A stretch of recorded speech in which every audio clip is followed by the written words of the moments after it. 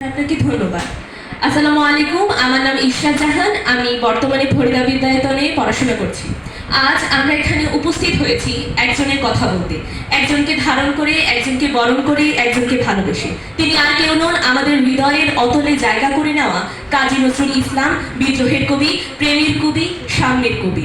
আজ আমার বিষয়টি হলো তার সাহিত্য জীবন এবং সাহিত্য সম্পর্কে বলা। এর মধ্যে অনেকে এখানে বক্তব্য প্রদান করেছেন যারা কিনা তার পুরোটা জীবন সম্পর্কে আলোচনা করেছে। আমি কেবলই আলোচনা করব আমাদের বর্তমান জীবন, আমাদের অতীত জীবন এবং আমাদের ভবিষ্যতের জন্য কাজী নজরুল ইসলাম যা যা রচনা করে গিয়েছেন। আমরা অত্যাচারী খর্ব কৃপাল ভীম রণভূমিতে রুনিবে না, বিদ্রোহী রণক্লান্ত আমি সেই দিন হব শান্ত।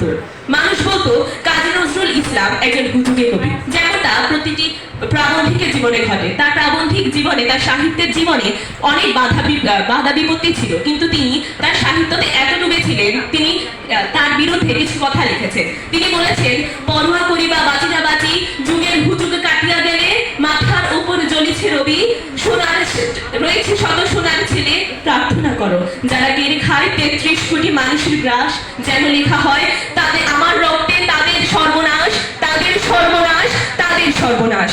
কাজী নজরুল ইসলাম চিরকালই বৈষম্যের বিরুদ্ধে কলম ধরেছেন। তিনি লিখেছেন, কালোর চক্র বক্রগতিতে ভুলিতেছে অবিরত, আজ দেখি যারা কালের চক্রে, আজ দেখি যারা কালের শীর্ষে কাল তারা পদনত।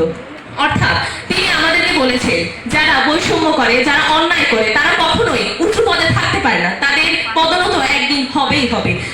কাজী নজরুল ইসলামের সকল ঝমকানো কবিতায় অনেকেই বলেছে কাজী নজরুল ইসলামের কবিতায় কেবলই ঝঞ্ঝা, কেবলই অশান্তি, কেবলই যুদ্ধ। কিন্তু তিনি বলেছেন, মোর বিয়া হবে সুরানি, দেব তারার ফুল, কর্ণে দুলাবো তৃতীয়া তিথির চৈতি কানের দুল, কণ্ঠে তোমার দুলাবু বালিকা, হংস শাড়ির দুলানো মালিকা। অর্থাৎ তিনি কেবলই বিদ্রোহের কবি নন, তিনি প্রেমের কবি।